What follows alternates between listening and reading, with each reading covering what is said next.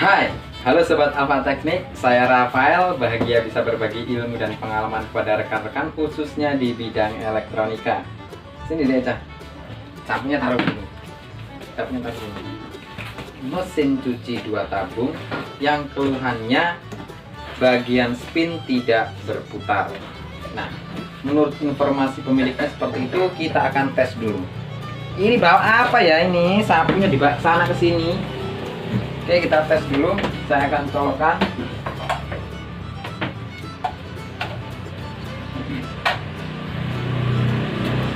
Lalu kita putar untuk spinnya di sini.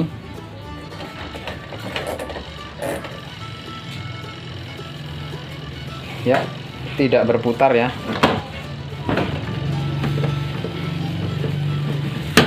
Nah, tidak berputar. Keluarkan dulu. Nah, seharusnya saat ditutup seperti ini berputar ya, tapi ini tidak berputar. Lalu kalau untuk pencucinya, kita cek dulu untuk bagian pencucinya.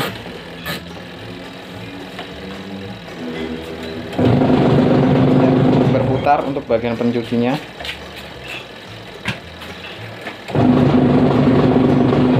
Nah, oke rekan-rekan, bagaimana cara perbaikannya? Ikuti terus video ini sampai selesai, karena kita akan belajar bersama-sama bagaimana cara memperbaikinya.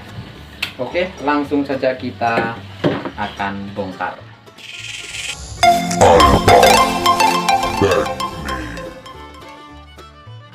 Nah, oke rekan-rekan, untuk mempercepat analisa kerusakan seperti ini, rekan-rekan langsung saja bongkar bagian belakangnya di sini, dan juga kita bongkar bagian sini. Nah, lalu rekan-rekan pastikan di bagian remnya ini ada remnya. Ini saat pintu ditutup, remnya terbuka, dan kita putar dengan menggunakan tangan. Untuk puli dari dinamo pengering ini harus ringan saat diputar dengan tangan. Nah, ini kita bisa putar dengan tangan ya, ringan ya. Nih. Nah, setelah ringan diputar dengan tangan, rekan-rekan langsung colokkan mesin cucinya. Saya akan colokkan. Setelah kita colokkan, kita putar timernya untuk mesin cucinya. Nah, timer bagian pengering sudah saya colokkan. Nah, timer bagian pengering sudah kita putar dan mesin cuci sudah harusnya dalam keadaan menyala. Lalu rekan-rekan dengarkan apakah berdengung di bagian dinamonya. Jika tidak berdengung, rekan-rekan lihat bagian belakang sini. Di sini ada kabel yang mengarah ke switch pintu. Nah, pastikan pintu spin ditutup ya. Nah, kita intip dulu. Di sini ada saklar pintu. Ini rekan-rekan, door switch-nya harus tersambung ya. Nah, jika tidak tersambung, rekan-rekan bisa langsung ikat itu switch-nya itu supaya tersambung. Nah, seharusnya ini berputar ya.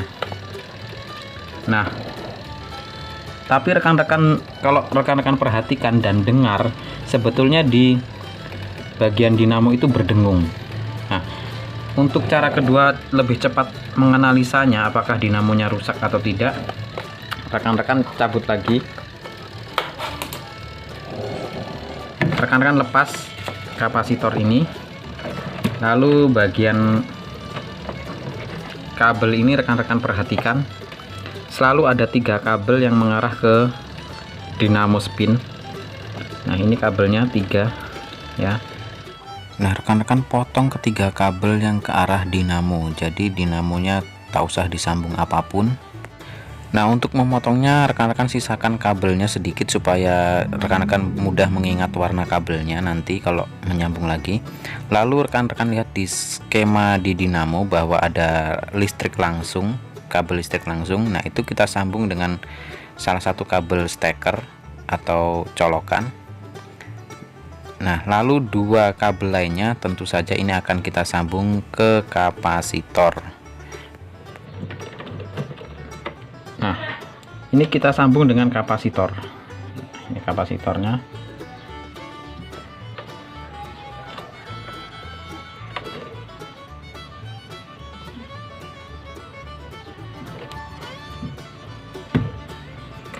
Oke, sudah jadi bentuknya seperti ini. Nah, berarti kan masih ada satu kabel yang dari colokan listrik atau steker yang belum tersambung dengan apa-apa. Nah, ini kita sambung ke salah satu kabel yang dari kapasitor ya. Nah, ini kan sudah tersambung. Untuk kabel kapasitornya kita sambung ke salah satunya. Rekan-rekan bisa pilih di sini kabel biru atau kabel ungu. Nah, karena dari atas ini kita lihat tadi disambung dengan kabel ungu, berarti ini kita sambung dengan kabel ungu. Kalau ke kabel biru bagaimana? Tidak masalah, hanya saja nanti putarannya terbalik. Nah, sudah seperti ini. Nah, ini untuk mengetes apakah dinamo ini rusak atau tidak. Nah, lalu rekan-rekan langsung saja colokan. Ingat, jangan pegang apa-apa di situ, nanti kesetrum. Langsung rekan-rekan colokan, seharusnya dinamo langsung berputar. Nah, tidak mau berputar rekan-rekan, tapi hanya berdengung saja ya. Nah, cuma berdengung saja di bagian dinamonya. Nah, berdengung saja ini masih ada dua kemungkinan, apakah kapasitor ini rusak ataukah dinamonya yang rusak. Nah, untuk mengetahui apakah kapasitor ini rusak atau tidak, rekan-rekan, kalau yang mempunyai kapasitor cadangan, rekan-rekan bisa langsung mengetes dengan kapasitor cadangan. Karena bagi rekan-rekan yang tidak punya kapasitor cadangan, rekan-rekan bisa menggunakan cara ini lagi, yaitu caranya kita gunakan kapasitor untuk dinamo pencuci. Nah, kapasitor untuk dinamo pencuci ini kita belum potong ya, yaitu kabel orange dan kabel kuning. Nah, kabel orange dan kabel kuning ini coba kita potong saja.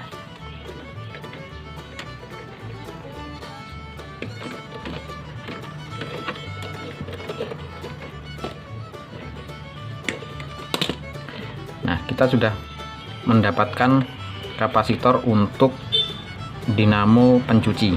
Nah, ini kita tandai dengan simpul supaya tidak terbalik nanti. Kabel mana yang untuk kapasitor pencuci, kabel mana untuk kapasitor pengering, kita tandai dengan simpul. Nah, kita kupas dulu. Nah, lalu kita pasang kembali ke kabel dinamo untuk menggantikan kapasitor. Boleh terbalik pemasangan kabelnya untuk kapasitornya, boleh rekan-rekan. Nah, oke, jadi bentuknya seperti ini. Jadi kita menggunakan kapasitor yang ada di dinamo pencuci. Nah, walaupun kapasitor ini bentuknya satu, tetapi di dalam kapasitor ini sebetulnya ada dua kapasitor ukuran 4 mikro dan ukuran 10 mikro. Yang 10 mikro itu untuk dinamo pencuci, yaitu kabel orange dan kabel kuning ini tadi, dan yang kabel ungu dan kabel biru itu yang 4 mikro untuk dinamo pengering. Nah, tapi karena kita ingin mengetes apakah kapasitornya yang rusak, jadi kapasitor yang 4 mikro yang kabel ini tadi kita tidak gunakan, kita ganti dengan yang 10 mikro yang untuk dinamo pencuci. Nah, lalu kita coba colokan, seharusnya bisa berputar. Saya akan colokan, tetapi dinamo tetap tidak berputar rekan-rekan, dan hanya berdengung saja. Berarti kita bisa simpulkan bahwa kapasitornya ini baik, tetapi dinamonya yang rusak. Nah, setelah kita simpulkan dinamo yang rusak, rekan-rekan bisa untuk lebih cepatnya lagi, rekan-rekan bisa membeli dinamo dengan merek yang sama. Misalnya Akari, ya kita beli dinamo untuk model Akari, model sub ya untuk sub. Nah, lalu rekan-rekan ganti saja pasang. Untuk video pemasangannya banyak juga di channel saya ini tentang video cara penggantiannya. Sangat mudah sekali untuk menggantinya. Oke, jadi seperti itu. Nah, saya akan coba bongkar dan lihat apakah dinamonya itu rusak atau tidak, atau bisa diperbaiki ataukah kita harus mengganti. Jika kita bisa memperbaiki, kita perbaiki. Jika ingin cepat ya kita langsung ganti saja dengan yang baru. Oke, kita akan bongkar. Nah, untuk video pembongkarannya saya akan buat video di episode yang lain. Oke, sekian dulu cara mengeceknya.